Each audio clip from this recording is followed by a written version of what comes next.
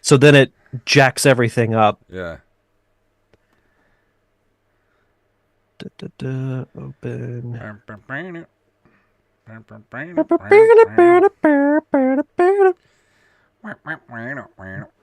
Okay. All right. I've got everything open, so I'm good to go whenever you are, my friend. All right, just letting everybody know we're here. Over chair. Over y'all. All right, let me close that Facebook out so it doesn't beep at me. Get out of here, Facebook. Get out of here. Get out of here. All right, well, if we're good to go, let's do this. Alrighty. All right, here we go. And I'm just going to be too loud. There we go. All right, here we go. In 3, 2, 1.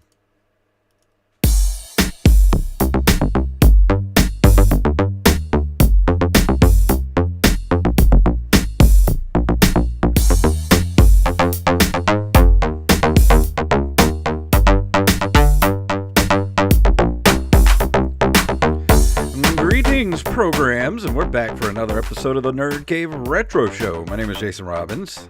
And my name is Derek Diamond. So we're preparing for some sort of Arctic blast, so hopefully the weather doesn't get like it did last week or the week before when we had to split the show up into two parts. It was last week. Yeah, that was wonderful. We were so close to making it to the end of the show, and then Mother Nature said, "Nope. Yep. You're gonna have to split the show into 2 parts." So we'll see what happens this week. Hopefully Mother Nature holds out long enough for me to get both of these podcasts out tonight, but we'll see. It's supposed to be like a low of 22 tomorrow. Yeah, that's gonna be fun. Which is insane. And people make fun of us down here, but that's a bone chilling cold, man, because we're like so humid down here. Like, it sucks in the summertime, and then when it gets cold like that, it's like you feel it in your soul, man. It's awful. I remember 10 years ago there was a flood here that wiped out a decent amount of streets here in town, and leading up to that we had what was probably the coldest winter that I can remember, because I would walk outside and my bones would hurt. Like, that's how cold it was. Yeah. You can actually bring your mic down just a little bit more. You're coming a little hot tonight. Oh, coming in hot. How's that? Checkity checkaroo. Just another. How do you check? Just another hair. All right. Come on down. Just another hair. Like that much of a hair? Yeah, I think that's good right there.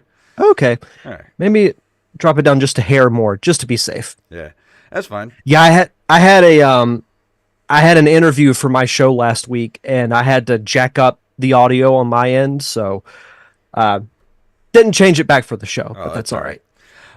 So we've been playing anything this week other than Mario RPG? I've been up neck deep in I've been neck deep in Sea of Stars is what I've been playing the last week. Yeah, you were telling me the other day that's your game of the year so far. So far, and I know it's early in the year, but I'm rough. I'm close to 20 hours in at this point, so we'll see what it's like towards the end of the year. But I don't know. I'm really digging it. Yeah, I do want to try it out at some point. For the most part, just been playing Mario RPG. Been playing a little bit of Harvest Moon, but I've kind of slacked off on that a little bit. I need to get back into playing Sonic Superstars. I mentioned I got that for Christmas, but haven't delved into it a ton. And then once that's done, I might get Super Mario Wonder and give that a try, because I've heard nothing but good things about that. I mean, it's like an old school Mario game, or plays like an old school Mario game. So yeah, what's not to like? I think after I'm done with Sea of Stars, I think I'm going to move on to Starfield. So I've heard a lot of good stuff about that, and I'm going to make good use of my Game Pass this year. So you're moving your stars from the sea to the field. Yep, from the sea to the field. At some point you should do like back-to-back reviews, and we'll call that from the from the Seed of the Field series. I dig it. Ah, But anything else you want to talk about? Because we got a lot of news to cover tonight. yeah, we do. Let's just dive right into it. All right, let's do it.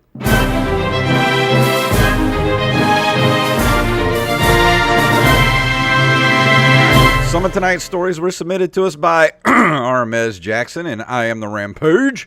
And if you have a story you'd like us to cover, send them to nerdcaveretro at gmail.com. And this first story comes from TheVerge.com. Hyperkin has made a handheld Sega Genesis that plays original carts. The Mega 95 is a new gaming handheld from Hyperkin that's designed to play original Sega Genesis and Mega Drive cartridges. It's equipped with a 5-inch display that has a toggle to switch between 4:3 and 16:9 modes, and a battery that Hyperkin says should last 10 hours per charge. Think of it like a modern take on the Genesis Nomad with roughly 3 times the battery life and other modern conveniences. What do you think about this? This thing looks awesome, and I would love to have this. I read about this a few days ago, and it's only $60. That's it. Oh, yeah. I Just now seeing that. It retails for $59.99. That's insanely low. I think I'm gonna have to get one. I'm going to have to get one, too. I thought this thing would be like 100 at least. Well, and the thing is too, like it looks really cool. The screen is sharp. It we're gonna get flack for this, but it kind of reminds me of the Switch a little bit as far as its layout goes. A But I little mean, bit. if you look at it, it does. And the fact that it plays physical cartridges, that gives me a reason to buy Genesis games. Same. I was just thinking that same thing. So it says here, even though it's designed primarily as a handheld system, there's also a USB-C dock available that'll let you plug it into a TV, and which features ports to plug in additional controllers. This might be worth So the pickup. that's pretty cool. Oh, they have a Super Nintendo emulation machine too. Yeah, That sells for 120. well, hold on. It says, it's here's the thing: the Megatron, the Hyperkin's Mega Retron HD gaming console now sells for $59.99. This new Mega 95, the pricing or release date has yet to be announced.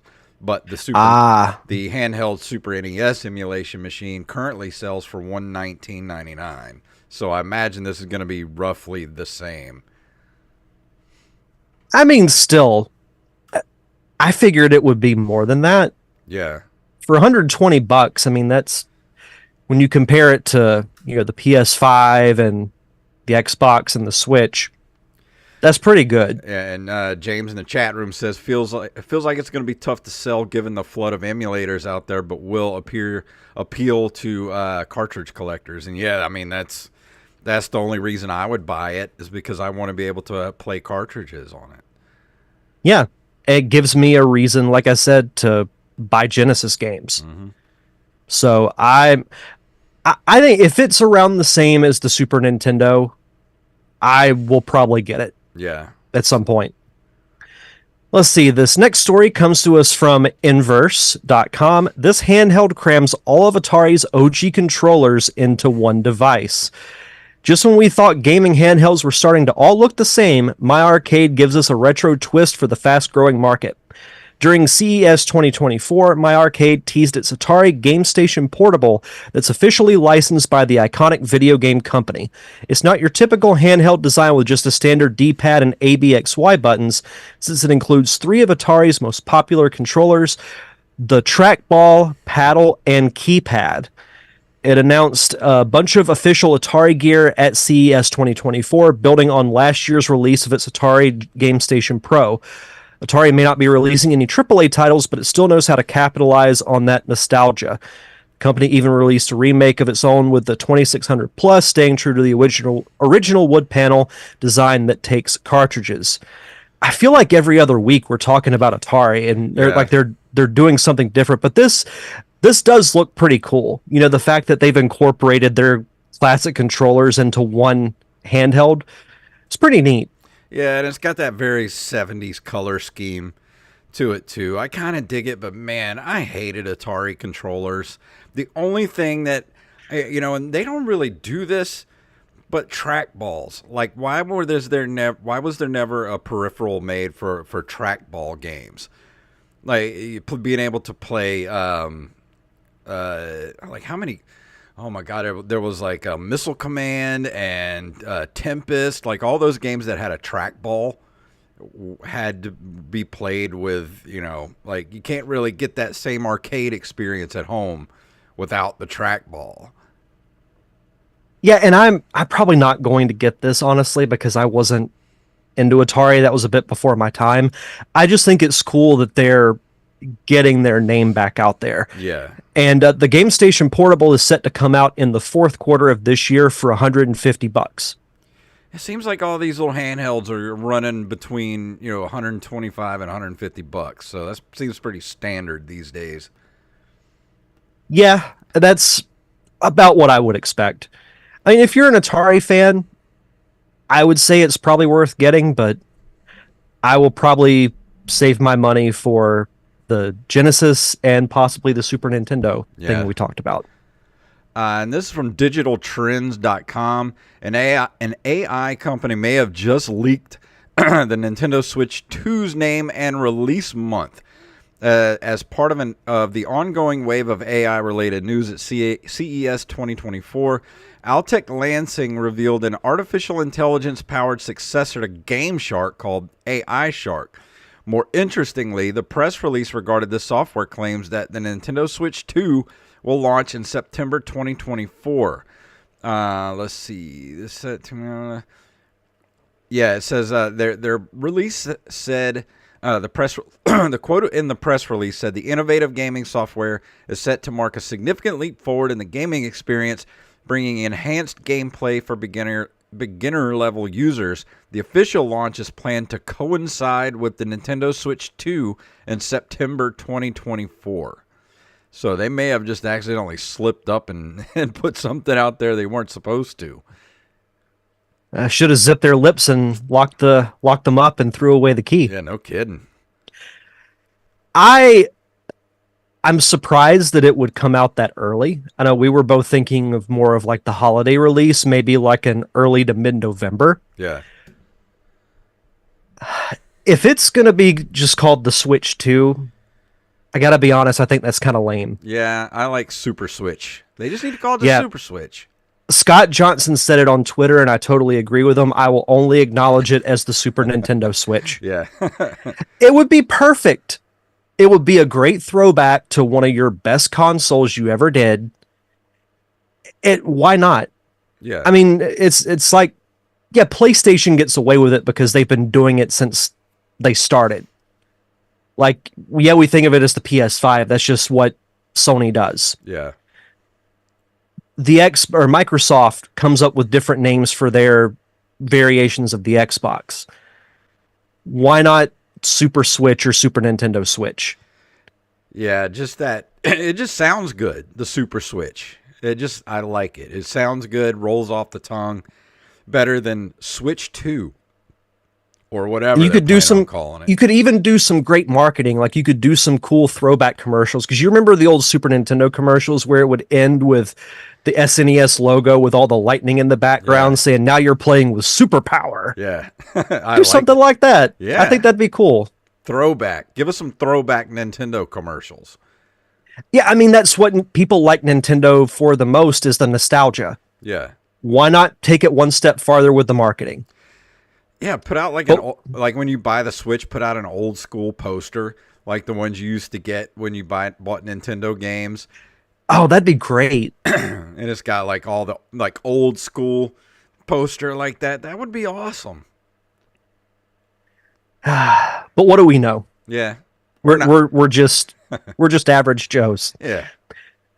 Next up, we have from our favorite site, NintendoLife.com, 3 more Sega classics are being revived, and apparently 10 have been greenlit already. Last year at the Game Awards, Sega dropped one of the most exciting announcements of the show, revealing new games were in development for select classic franchises. In the same announcement, it teased there was even more to come. Now in an update, insider Gamer claims around 10 Sega classics were greenlit for production between 2020 and 2021. While 5 have already been confirmed, the site has now been told by its sources that projects for Panzer Dragoon, Neon Genesis Evangelion, I'm probably getting that wrong. Someone will correct me, but and Sakura Taisen are in the early stages of development as well. Gematsu also recently highlighted how Sega filed trademarks for multiple other series, including Alex Kidd, Afterburner, House of the Dead, Outrun, Super Monkey Ball, Altered Beast, Eternal Champions, and Kid Chameleon. Of course, the original games revealed were Jet Set Radio, Crazy Taxi, Streets of Rage, Golden Axe, and Shinobi. So, what do you think? Sega's digging back in the well. I mean, that's awesome. I'm ready for anything Sega wants to bring back and revive. I remember Panzer Dragoon. I don't remember these other two, Neon Genesis Evangelion, I guess that's how you say it, and Sakura Evangelion, Taisen. maybe? Yeah, I don't remember either of these games, but I do remember Panzer Dragoon. And who isn't ready to play some more Crazy Taxi? That's the one I'm most ready for. Yeah, I think both you and I are in the same boat with that. I loved the original Crazy Taxi. It was so fun to play, and we've been overdue for a new Crazy Taxi. Oh, So yeah. Jet Set Radio was pretty fun.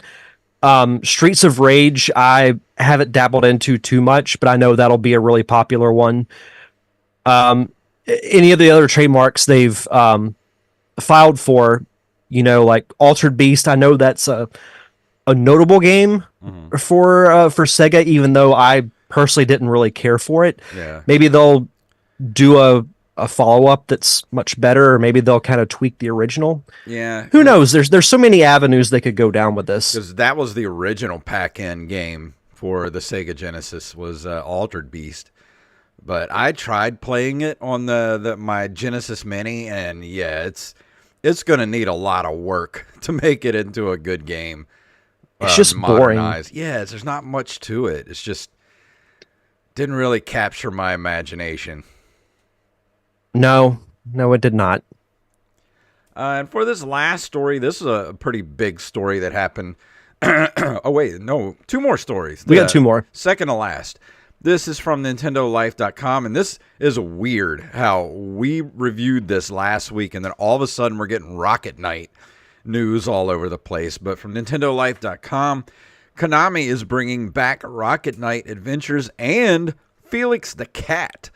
Limited Run Games and Konami have teamed up to bring back two classic series from the Japanese developers' back catalog, Felix the Cat and Rocket Knight Adventures. Felix the Cat will contain the 1992 NES original and the 93 Game Boy Adventure, while Rocket Knight Adventures Resparked will include Rocket Knight Adventures, Sparkster, Rocket Knight Adventures 2, and the SNES exclusive spinoff Sparkster. A release date hasn't been announced for either collection, but we know they're coming to the Switch. And I just found it kind of weird that we did the review last week, and then it was like the next day it was like, hey, we're bringing Rocket Knight back, and I was like, wow, that's odd timing. I have a theory on that, actually. I'm convinced that someone from Konami was watching live and they said, you know what? We could bring Rocket Knight back. Let's fast track it. Yeah, it's time. So, I mean, it's just weird because, you never really hear of a game, and then we do something with it, and then the next day there's news about it, and it's like, what is that's weird. That is very weird timing, but at the same time, that's really cool. Because I'm curious about the spinoff and the sequel now that we've played the original. Yeah.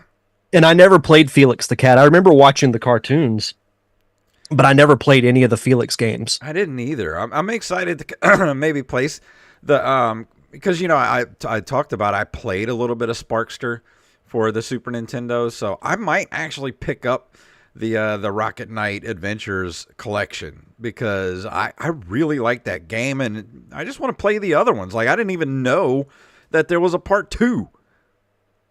Yeah, I didn't either. Yeah, but I think if I were to pick up one as well, it would be Rocket Knight. Yeah. Our last story comes to us from pushsquare.com. PS1 veteran Shuji Utsumi appointed Sega's new Western boss.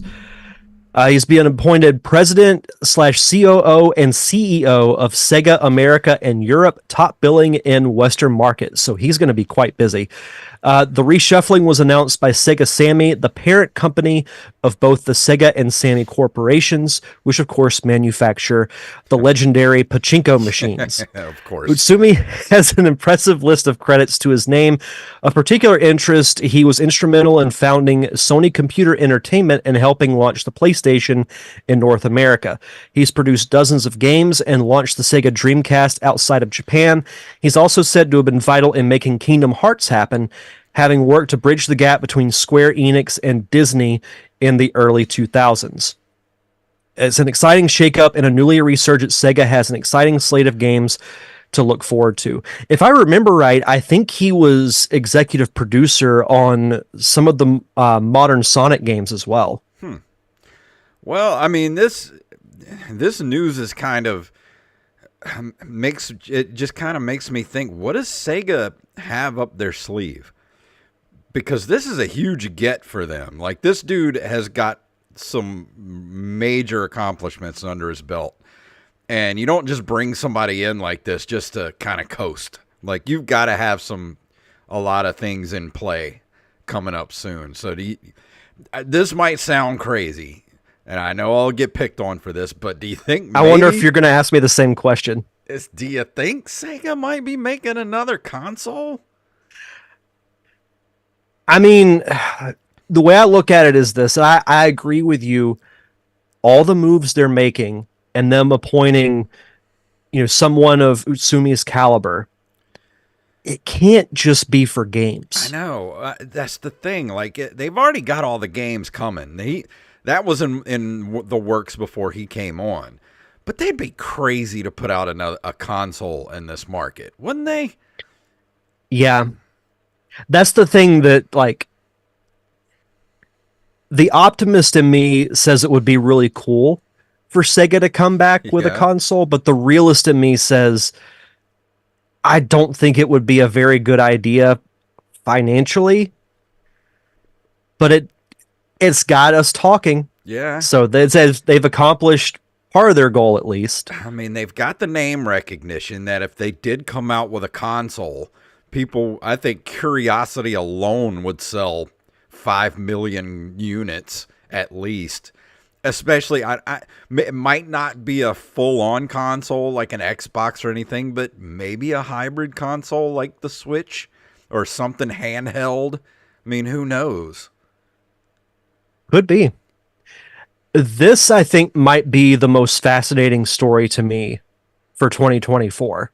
Like, more so than Atari. Like, what is Sega up to? Yeah. Like, are they just going to blindside us with some kind of console announcement later in the year? Yeah, I mean, 6 months from now, what are we going to be talking about from Sega? Because, I mean, they've been making some moves. Along with Atari, Sega and Atari are, like, coming up from the rear.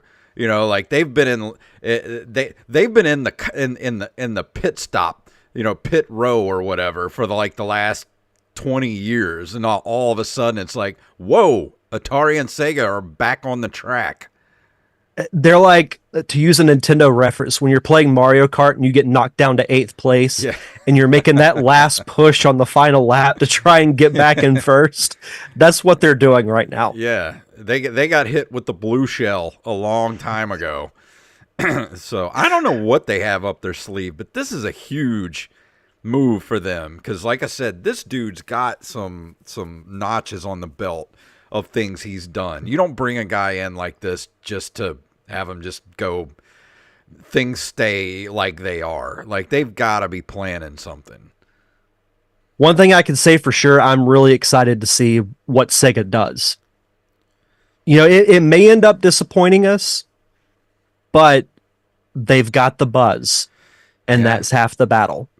But I can't think that they would be coming out with a new console, but you never know. I mean, yeah, from a realistic and a logical standpoint, I don't think it's a smart idea.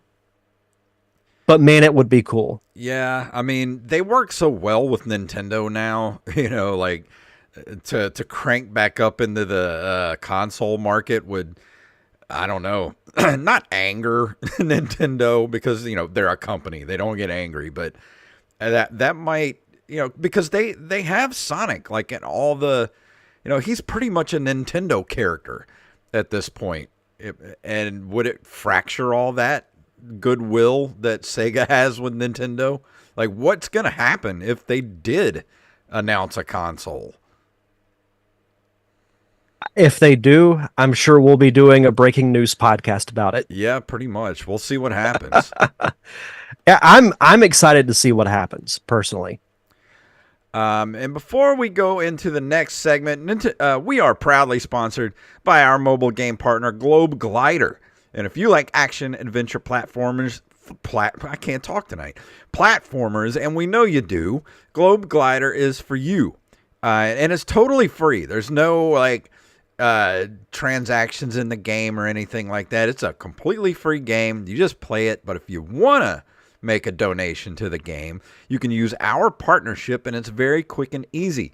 You hit the donate button and select Nerd Cave Retro as your referral partner, and you will unlock sweet in-game prizes like an exclusive Nerd Cave Retro cape. So download Globe Glider now on the App Store or Google Play. And we got a couple of minutes. Let's burn through this month of video game history real quick. Let's get there.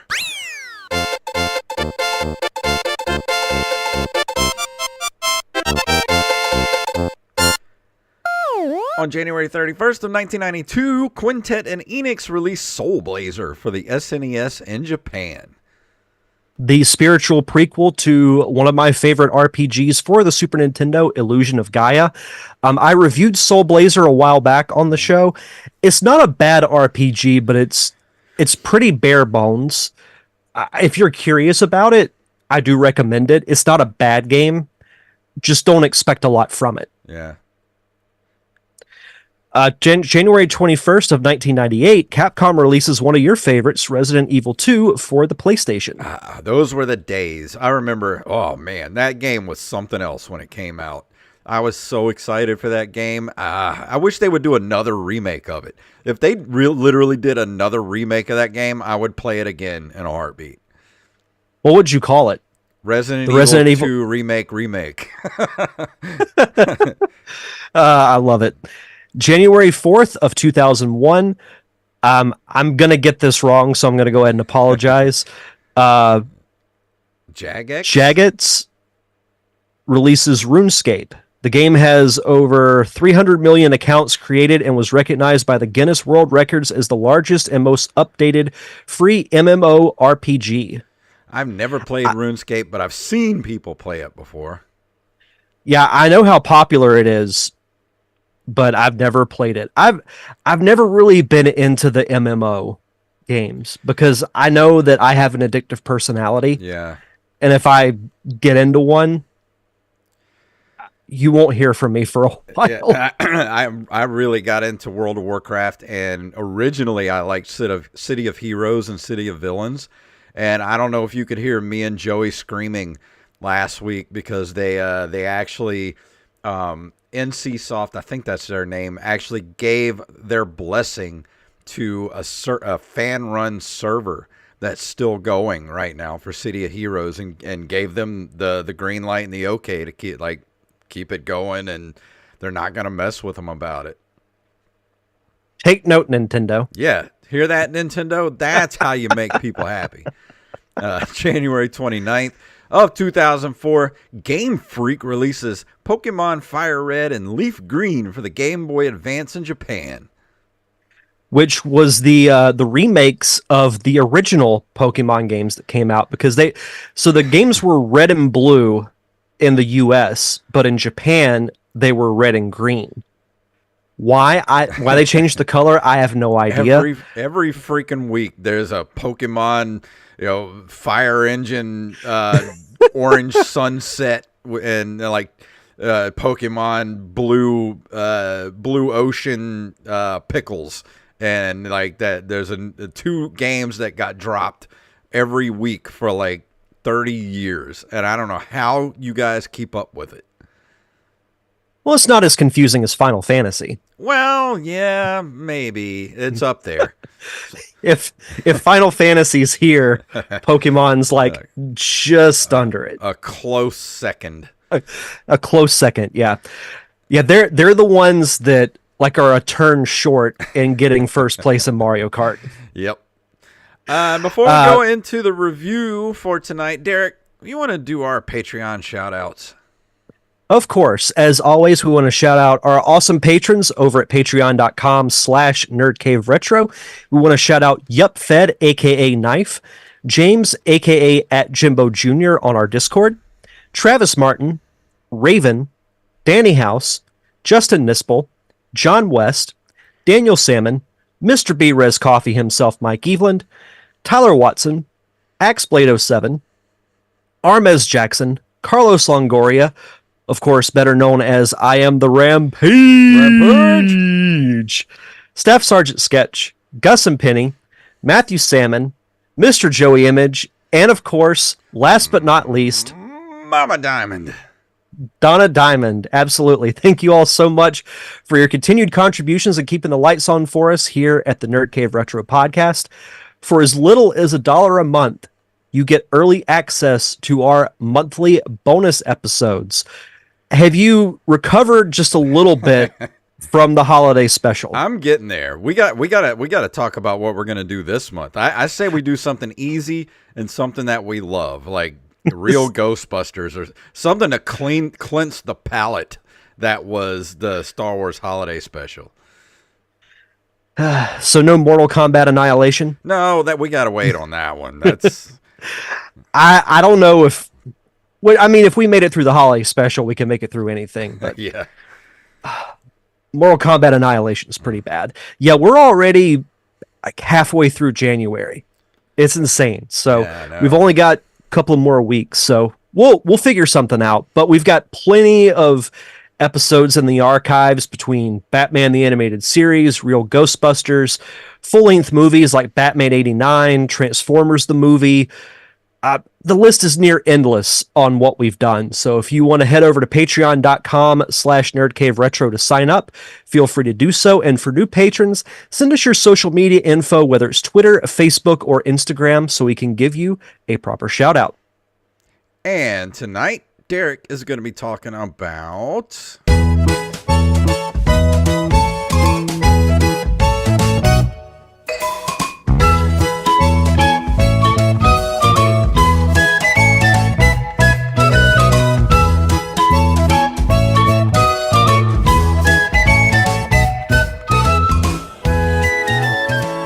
lovely little rendition of the original Super Mario music. I dig it.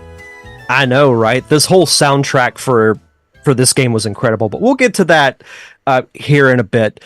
So, of course, I'm going to be reviewing the Super Mario RPG Remake for the Nintendo Switch, which is a remake of the 1996 Super Nintendo Entertainment System game Super Mario RPG Legend of the Seven Stars.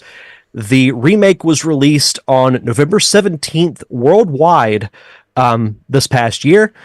And the game's soundtrack, which you just heard a little bit about, was actually composed by the composer for the original game, Yoko Shimomura. And I was stoked when I heard that she was coming back because the Mario RPG soundtrack, the original one, is one of my favorite soundtracks for any Super Nintendo game. And she did a masterful job with this. It sounds fully orchestrated, and it really puts a more modernized and honestly like a more fun twist on every song that's in the game.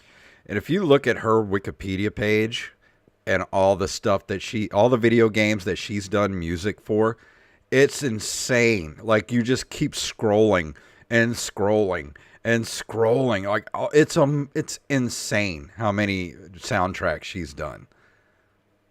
Yeah, it's between Super Smash Brothers. She's done a ton of the other Mario games, like the Mario and Luigi series. She's you may not know her name, but you definitely know her work. Hmm. We talk about Koji Kondo a lot, and rightfully so, because he composed a lot of the more iconic Nintendo themes. But she has a great resume unto herself. So I was really, really excited when they dropped the trailer for this. I think it was earlier this year in one of the Nintendo Directs. Hmm. This being one of my favorite Super Nintendo games, I my expectations were high because I'm like, they can't really screw it up because it was already a great game unto itself. You go back and you look at the original game, the graphics are kind of ugly. It they look very pixelated. Everything's very simple because it's in 3D, which is kind of weird for it being a Super Nintendo game. Yeah, and it's weird. So Like you look back at that original game, and it's almost like they were using polygons and not pixels. and it came out towards the end of the Super Nintendo's lifespan because if I remember right, the Nintendo 64 came out later that year. So they were really pushing the limits for the Super Nintendo. So I had been counting down the days, and I watched a little bit of footage, but I wanted to go in this game with a completely open mind to see what kind of changes were made, if there were any improvements, if there were any additions. And from the very beginning, when you hear the soundtrack to the opening cutscene, it draws you in because it's this fun, upbeat, catchy song. You see the improved graphics, which I think are perfect for what this game is. The game looks smooth. It's very bright and animated. Um, I have no complaints about the look of the game. It looks cartoonish. Hmm. Like, if you look at Mario in any of the cutscenes, he has no neck, which is kind of which is kind of funny. But it's it's like a modern cartoon as far as how I look at it. Like if you look on, Cartoon Network or Nickelodeon, you see like the computer animated shows. Hmm. That's what it looks like. And what's cool is that there were no cutscenes.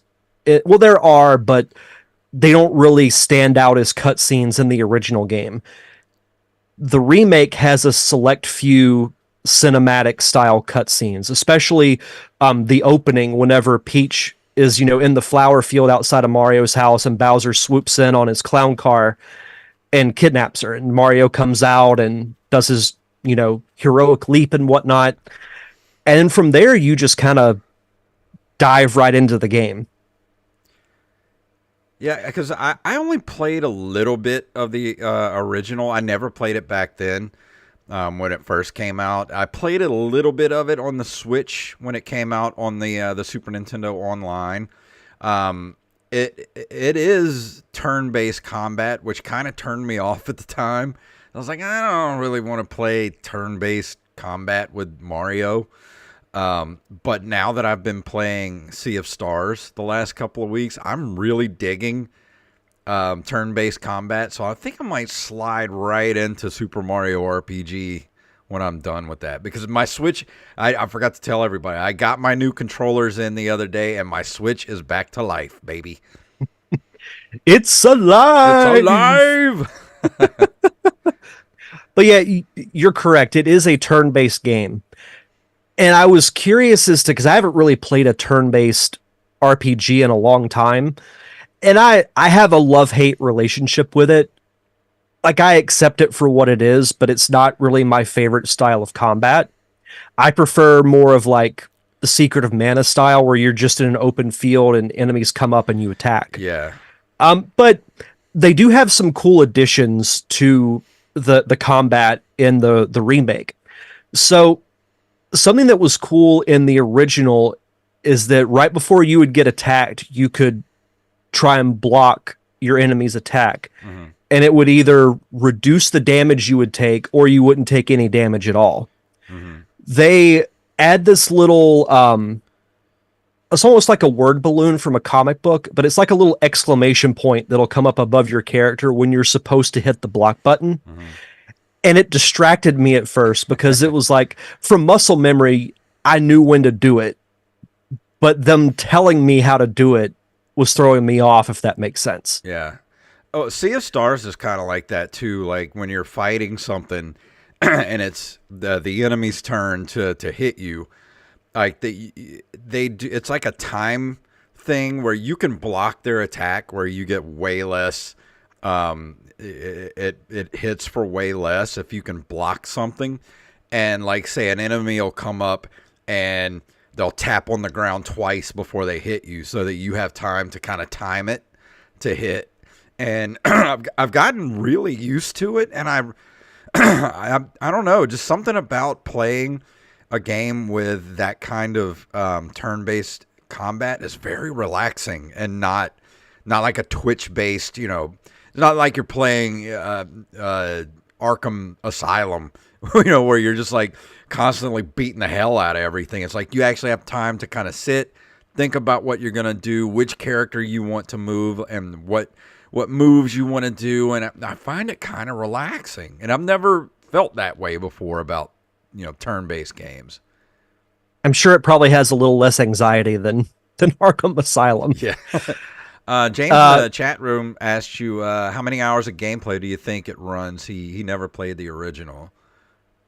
Um, that's a good question. I beat it. I'd say between 10 to 12 hours. That's not bad. It's a pretty straightforward RPG. And for those that don't know what the game is about, the story focuses on Mario and a set of familiar characters and original characters created specifically for the game, who try to defeat the Smithy Gang, who invade the Mushroom Kingdom. At the beginning of the game, you fight Bowser in order to get Princess Peach back. Well, during the fight, this giant sword comes from space and lands in Bowser's castle, throwing everybody in different directions. And you find out that the person piloting, or the thing piloting the sword, is a character named Smithy, who's trying to take over, pretty much the entire universe. Well, he splits what's called the Star Road into 7 pieces, and the Star Road grants wishes to anyone who wishes upon shooting stars and whatnot. So as long as the Star Road is out of commission, no wishes will be granted. So the purpose of the game is to find the 7 star pieces and restore it. When you try to explain the plot of Mario games, you sound like you're on acid. like, like, like the original Mario games, like, well, you go around, you stomp turtles, and you get stars that make you invincible, and then you go into the sewer and you fight a big dragon to save a princess. I need that GIF from It's Always Sunny in Philadelphia, the guy with the strings wrapped around the board, and he's just like, yeah. That's how I feel right now. But you meet different characters along the way to add to your party. So the characters that people already know are Bowser and Peach. What was cool about this game when it came out is it was one of the few times that you actually got to play as Bowser, because he wants to get his castle back. So he's like, well, the enemy of my enemy is my friend, so he joins up with you. Yeah. And there are 2 new characters, one named Mallow, who at the beginning of the game says he's a tadpole, but he's not. He was raised by the Frog Sage, which is another change that they made I know. I'll get to my point here in a second. Okay, so one of the areas you go to, I think it's called Tadpole Pond, where you find this Frog Sage, which he's almost kind of like the Yoda of the game, if you will. If you don't know where to go, you can go talk to him and he'll tell you where to go. But he's like just, the wise, all-knowing kind of mentor character. There's a whole backstory with Mallow that I won't get into because I could go on and on about the story, but we'd be here till like 8 o'clock. See, they should have added an Easter egg in the game where Bowser starts singing Peaches, Peaches, Oh Peaches, my Peaches. god, that would have been amazing. That'd have been awesome. The other original character is named Gino, who is actually one of the more popular characters in the Mario universe. Gino is originally from the Star Road. His real form is he's just like a little baby star, but he inhabits the body of a doll that looks kind of like a wizard, but is actually one of the coolest characters in the Hmm. game. He has some of the coolest attacks. Um, he's really cool. I'll put it that way. So for your party, you can only have three members of the five that actually can attack enemies. What they added in the remake is this thing called triple attacks, which are basically the three come together and they do like a special move. Mhm. Once your gauge fills up to 100, and what's cool is the attacks are different depending on who's in your party. So there's one. It's when you have Mario, Mallow, and Bowser in your party.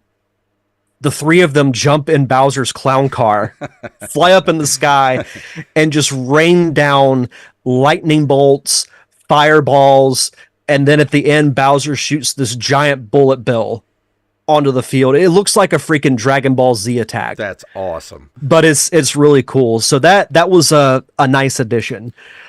I did feel like not so much that they dumbed down the game in the beginning, but I felt like they held my hand a little too much. And maybe it's because I played the original, but with the original, you kind of got brief instructions on what to do, and then you had to figure the rest of it out as you went Yeah, along. I was gonna ask, was the original that way, or did they specifically do that for the remake?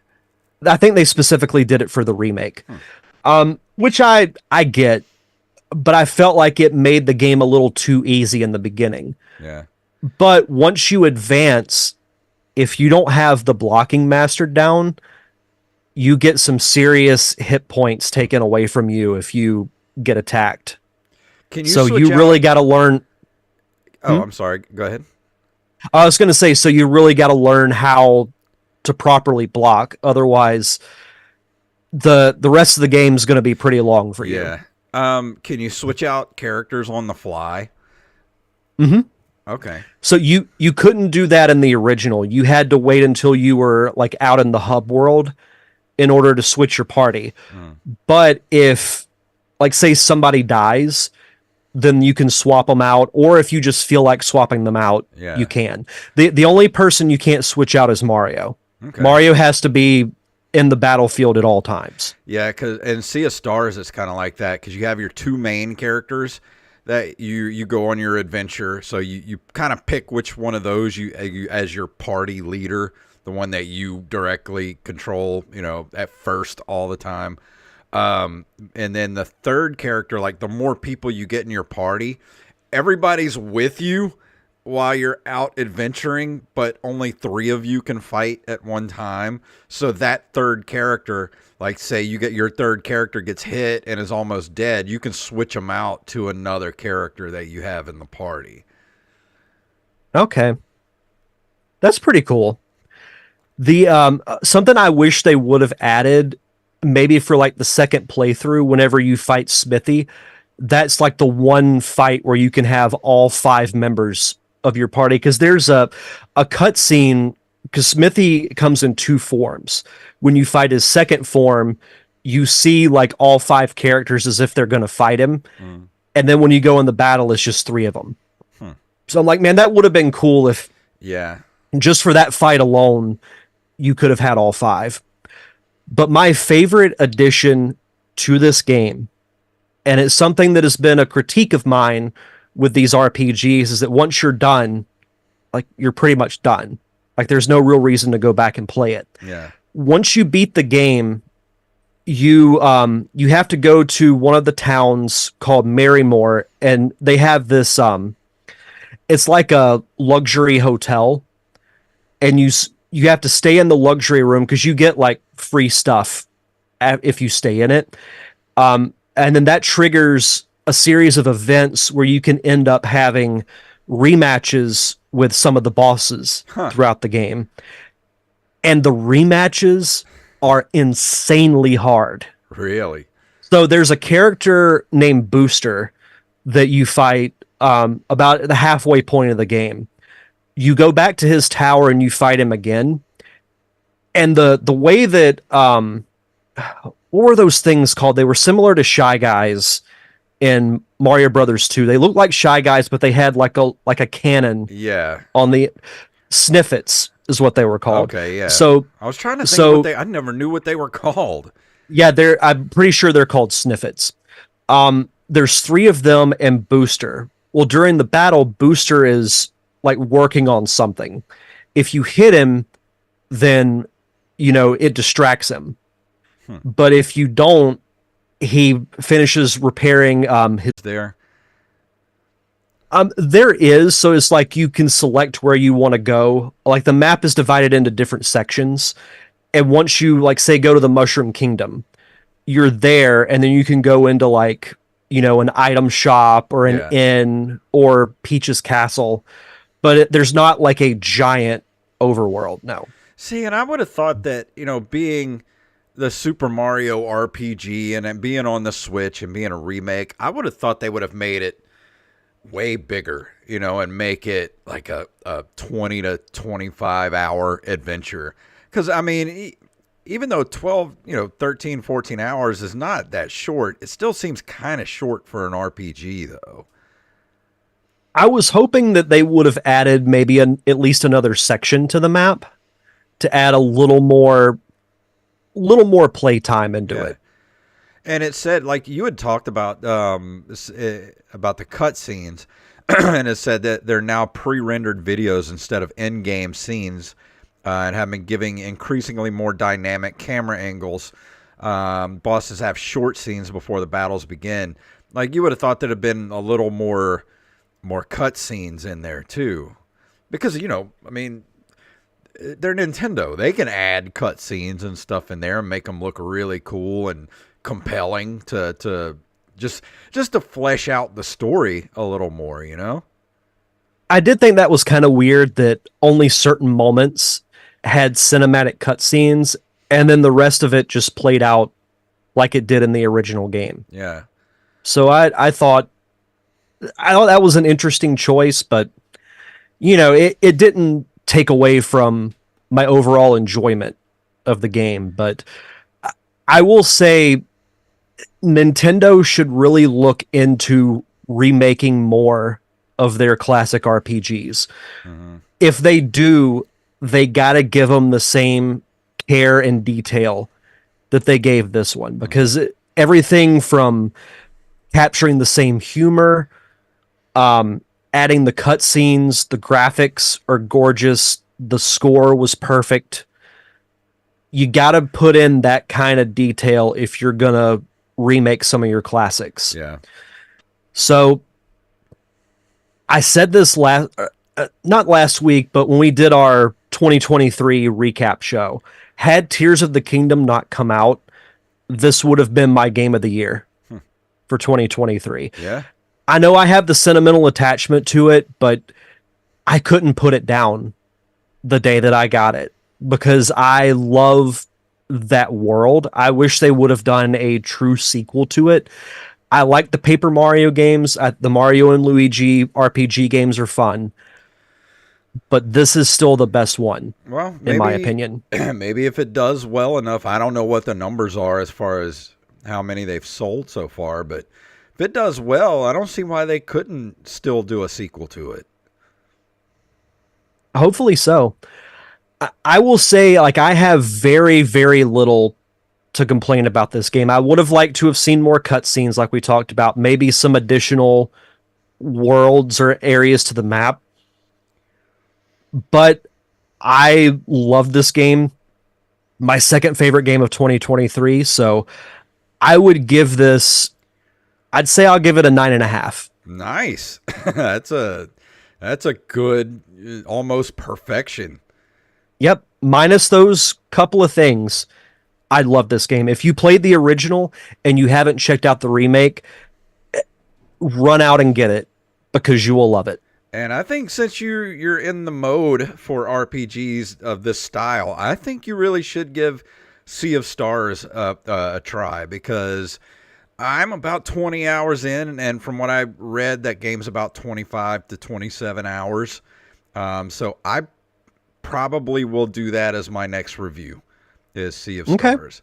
But before my next review, next week, we're going to be talking about our top 5 multiplayer games. So get those to us before next week. You can email them to us, nerdcaveretro@gmail.com. You can go on our Discord under the top 5 submission tab. Any way you need to, we'll get it, and we'll read them on the show. So top 5 multiplayer games for next week. I can't wait. That's going to be a really fun top 5. I haven't even written my list yet, because I don't know. I have so many multiplayer games that I like. I know my top 2. It'll just be figuring out 3 through 5. Yeah. I don't know. We'll see before next week. Yeah. Also, want to let everybody know, too, that for the month of January, you have, 2 more weeks left? If you use our code NCR at checkout at brezcoffeecode.com, our code will get you 15% off as opposed to the usual 10. So if you want to get 15% off your order, go to brezcoffeecode.com, use our code NCR at checkout. Before we go, Derek, what's going on with the Derek Diamond experience? So I had one of the most fun interviews that I've done in a while. It's with an actor named Tom Gallup. He played a pretty notable role in 2 of the 4 Bourne movies with Matt Damon. You might remember the Bourne Identity, Bourne Supreme movies. He was also in a lot of TV shows back in the 90s, between Home Improvement, Step by Step, Party of 5, Will and Grace. He was also on Seinfeld. If you name a notable show in the 90s, he was probably on it.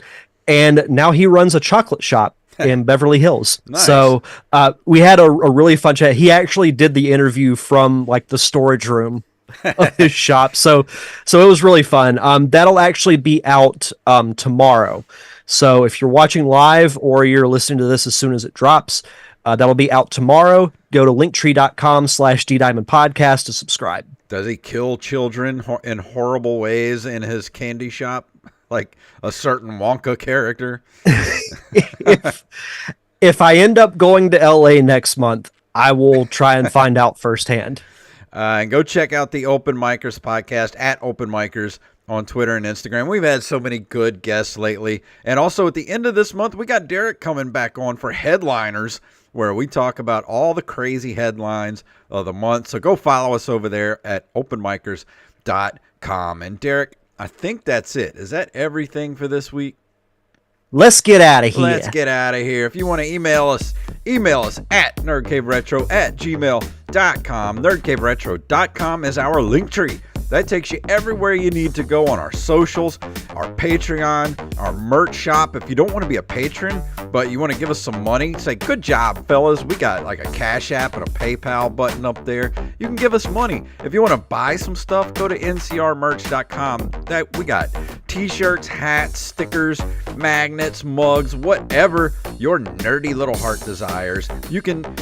The best thing you can do for us, if you don't have the money, go leave us a review and or a 5-star rating on all podcasting platforms. And Derek, please tell them what it's all about. Peaches, peaches, peaches, peaches, peaches, peaches, peaches, peaches, peaches, peaches. That's actually on beat.